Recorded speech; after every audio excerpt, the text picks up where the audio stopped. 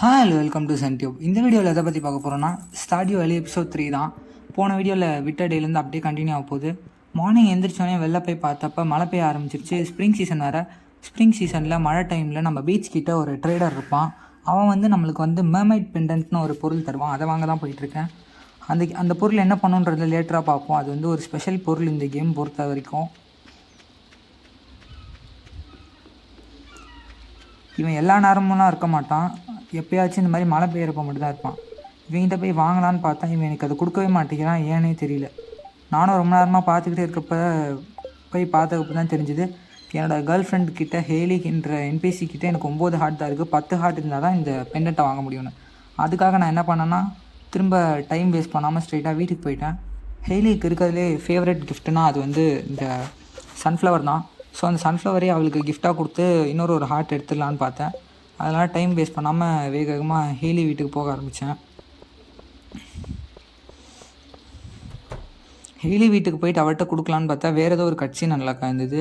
நான் ஒரு குவெஸ்ட்டை முடிச்சிருப்பேன். அதாச்சும் இந்த ஜெம்ஸ் எல்லாம் கலெக்ட் பண்ணி ஹேலியோட சிஸ்டர் எம்லி கிட்டே கொடுக்கணும்.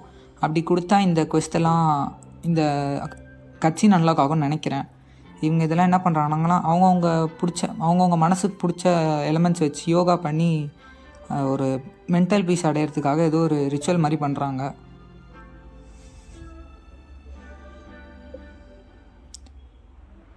அந்த கட்சின்னு முடிஞ்சோடனே ஸ்ட்ரெயிட்டாக உள்ளே போயிட்டு பார்த்தா எம்லி இருந்தா. அங்கே எம்லி கிட்டே போய் கொடுக்கலான்னு நான் போயிட்டேன். அதுக்குள்ளே அவளோட ட்ரெஸ்ஸிங் ரோப் வச்சு ஏதோ சொல்லியிருக்காங்க. அது என்னன்னு புரியல. அவளுக்கு இந்த கிஃப்ட்டை கொடுத்தோன்னே அவளுக்கு இதுதான் எனக்கு பிடிச்சிருக்கு அப்படின்னு சொல்லியிருக்கா. புதுசாக பெஸ்ட் ஃப்ரெண்ட்ஸ்னு ஒரு அச்சீவ்மெண்ட்டும் அன்லாக் ஆகிருக்கு.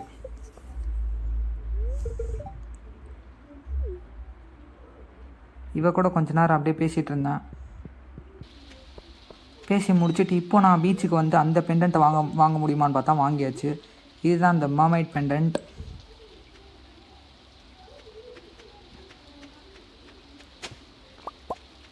இதை வாங்கினோடனே டைம் வேஸ்ட் பண்ணாமல் ஸ்ட்ரெயிட்டாக நான் ஹேலி வீட்டுக்கு போயிட்டேன். ஆனால் ஹேலி வீட்டுக்குள்ளே போனால் வேறு ஏதோ ஒரு கட்சி அன்லாக் ஆகுது. லைக் அவர் ரூமே கொஞ்சம் இருட்டாக இருக்கிற மாதிரியும், அவர் ரூமில் எப்போயுமே ஒரு டோர் இருக்கும், ஆக்சஸ் பண்ண முடியாதுன்ற மாதிரி. ஆனால் இப்போ அவன் என்ன சொல்கிறான்னா, யாரும் பார்க்காத மாதிரி டக்குன்னு உள்ளே கதவை சத்திரு அப்படின்னு சொல்கிறா. உள்ளே போய் பார்த்தா உள்ளே ஒரு மாதிரி ஹாரர் ரூம் மாதிரி என்னமோ இருட்டாக இருக்குது. அதுக்காக என்ன சொல்கிறான்னா, இதுதான் என்னோடய டார்க் ரூம் அப்படின்னு சொல்கிறா.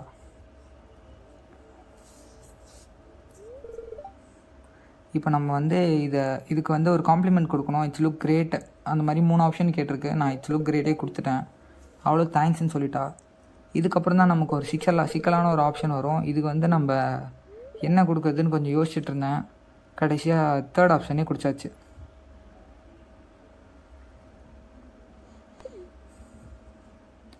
அது கொடுத்தோன்னே நானும் டக்குன்னு அரைஞ்சிருவாளோன்னு பயந்தேன் இந்த எமோஜி வந்ததுக்கப்புறம்.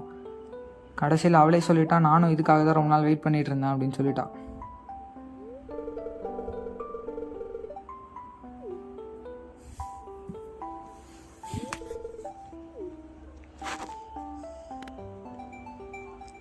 இதில் அவள் இன்னும் ஆம்பியன்ஸ் நல்லா இருக்கணுன்றதுக்காக லைட்லாம் ஆஃப் பண்ணிட்டா. இருட்டாக இருந்துச்சு. இந்த கட்சின்னு முடித்தோடனே நான் அப்படியே போயிட்டு அவட்ட மெர்மைட் பெண்டன்ட்டை கொடுத்துட்டேன். கொடுத்ததுக்கு அவள் என்ன சொன்னான்னா, ஐ அக்செப்ட் அப்படின்ட்டா. இதுக்கு என்ன அர்த்தம்னா, நம்ம இவளுக்கு மேரேஜ் ப்ரொபோசலுக்கு ஒரு கிஃப்ட் கொடுத்துருக்கோன்னு அர்த்தம். அவள் இன்னும் 3 டேஸில் எல்லாத்தையும் ரெடி பண்ணிவிட்டு கூப்பிட்றேன்னு சொல்லியிருக்கா. ஸோ நமக்கு இன்னும் 3 டேஸில் கல்யாணம் ஆக போகுது ஹேலியோட.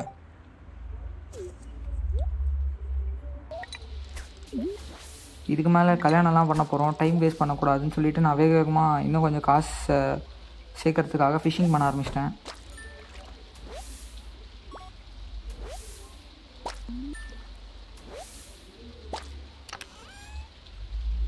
ஃபிஷிங் பண்ணுறப்ப ஒரு கிஃப்ட் பாக்ஸில் எனக்கு ஃபிஷ் பெயிட்டும் அதுக்கப்புறம் டைமண்டும் கிடச்சிது. அதுக்கப்புறமா ஒரு ஃபிஷ்ஷை பிடிக்க ட்ரை பண்ணால் ரொம்ப நேரமாக அது மிஸ் ஆகிட்டே இருக்குது. ஏதோ ரேரான ஃபிஷ்ஷுன்னு நினச்சேன். கடைசியில் ரொம்ப நேரம் கஷ்டப்பட்டக்கப்புறம் அது பிடிச்சேன். அது என்ன ஃபிஷ்னு பார்த்தீங்கன்னா கேட் ஃபிஷ் தான். அதுக்கப்புறம் விடாமல் திரும்ப ஃபிஷ் பிடிச்சிக்கிட்டே இருந்தேன்.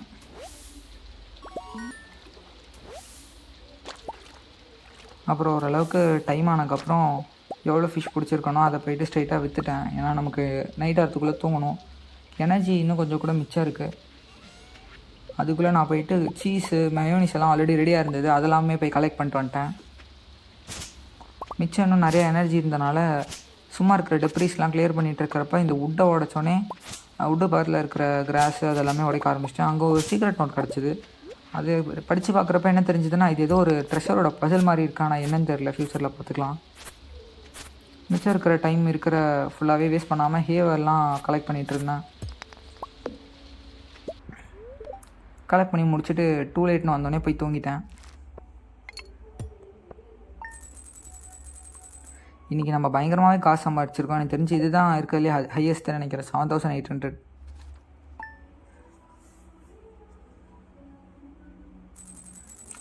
இன்னும் கரெக்டாக 3 days தான் இருக்குது. காலையில் எழுந்திரிச்சோன்னே ஒரு மெயில் வந்தது.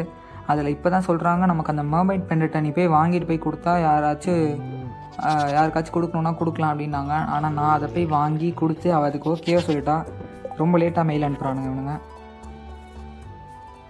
அதுக்கப்புறம் எப்பயும் போல் மார்னிங் வந்து மயோனிஸு அப்புறம் சீஸ் எல்லாமே செய்யறதுக்கு கொடுத்துட்டு நான் போய் என் வேலையை பார்க்க ஆரம்பிச்சிட்டேன். அந்த பேட் கேவில் இந்த மாதிரி ஜாம் செய்கிற ட்ரம் வச்சுருப்போம். அது கொஞ்சம் கம்மியாக இருந்துச்சு. ஸோ அதை இன்னும் கொஞ்சம் அதிகப்படுத்திட்டேன். அது இன்னும் கொஞ்சம் அதிகப்படுத்தினால ஒரே நேரத்தில் நம்மளால் நிறையா பொருள் ப்ரொடியூஸ் பண்ண முடியும்.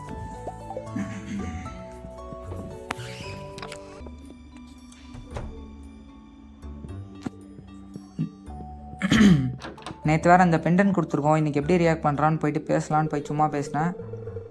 அவள் வந்து நம்மளை புரிஞ்சுக்கிறா. நம்ம ஒரு ஃபார்மர்னால நம்மளால் வெளிலலாம் எங்கேயும் போக முடியாது ஹனிமூனுக்கு அப்படின்னு சொல்கிறா.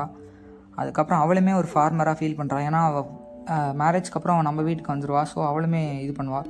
அதே மாதிரி இந்த பட்டன் கொடுத்தா வந்து அவள் கிஸ்லாம் பண்ணுறா.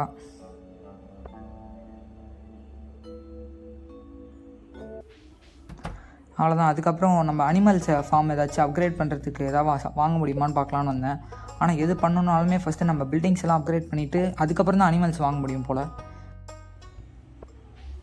வெளியே வந்ததுக்கப்புறம் இன்னும் இந்த சைடு வந்துட்டோன்னு சொல்லிவிட்டு ஹார்ட்வேர் எடுக்கலான்னு போனால் இந்த கார்ட் போட்டிருக்கவன் வந்திருந்தான். இவங்ககிட்ட நமக்கு தேவையான ஐட்டம்ஸ் இருக்குது, கம்யூனிட்டி சென்டரை கம்ப்ளீட் பண்ணேன். ஆனால் அவன் இதெல்லாமே தராமல் தேவையில்லாமல் எதோ பொருள் தந்துருந்தான். ரேர் சீடுன்னு இருந்தது, எதாவது ரேராக இருக்கும் போலான்னு சொல்லி வாங்கிட்டேன். அதுக்கப்புறம் வந்த வேலையை பார்ப்போம்னு சொல்லி ஹார்ட்வுட்லாம் கலெக்ட் பண்ணிகிட்டு இருந்தேன். ஹார்ட்வுட் கலெக்ட் பண்ணிவிட்டு வெளில போனோன்னே ஒரு கட்சி நல்லா காய்ச்சி பார்த்தா ஹெய்லி இங்கே நின்றுட்டு ஃபோட்டோ எடுத்துகிட்டு இருந்தா.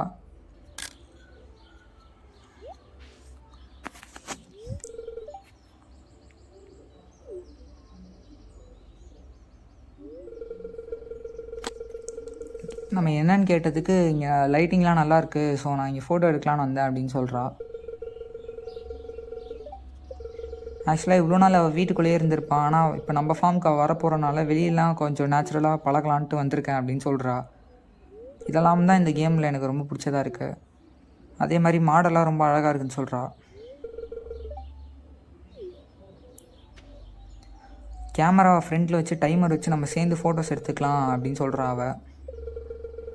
அதுக்கப்புறமா கவுஸ் கேட்டால் எப்படி அப்ரோச் பண்ணுறதுன்னு சொல்லித்தா அப்படின்னு சொல்கிறா.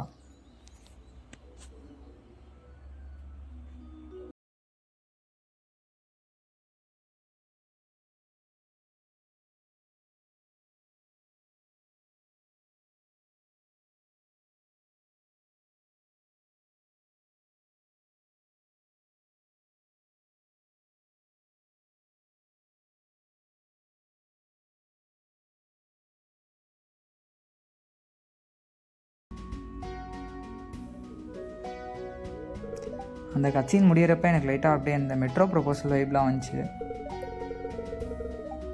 அந்த மாடு மேலே ஏற ட்ரை பண்ணி அவள் கீழே விழுந்தனால உடம்பு நாளுக்கு ஆயிடுச்சு. ஸோ நான் வீட்டுக்கு போயிட்டு ஷவரில் குளிக்க போகிறேன்னு சொல்லிட்டு போயிட்டான்.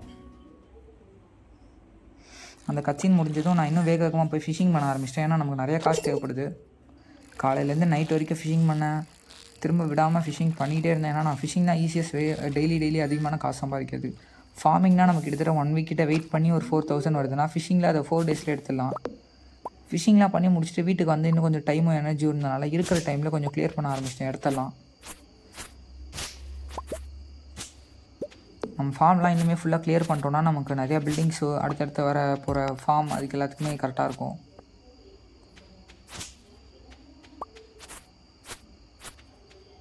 கிளியர் பண்ணிக்கிட்டே இருக்கும் போது இட்ஸ் டூ லேட்னு வந்துருச்சு. ஸோ நம்ம இன்றைக்கி பிடிச்ச ஃபிஷ்ஷு அதுக்கப்புறமா ரெடி பண்ண ஜாமு எல்லாத்தையுமே போயிட்டு விற்றுட்டு போய் தூங்கிடலான் இருந்தேன். இந்த ஷிப்பிங் பாக்ஸ்குள்ளே தேவையில்லாத எல்லா பொருளையும் போட்டு வச்சுட்டு வீட்டுக்கு போயிட்டு செஸ்டெல்லாம் ஷார்ட் பண்ணிட்டு ஸ்ட்ரெயிட்டாக தூங்க போயிட்டேன். இன்றைக்கி பெருசாக ரெவன்யூ இல்லைனாலும் ஓரளவுக்கு டீசெண்டான ரெவன்யூ ஒரு 1500.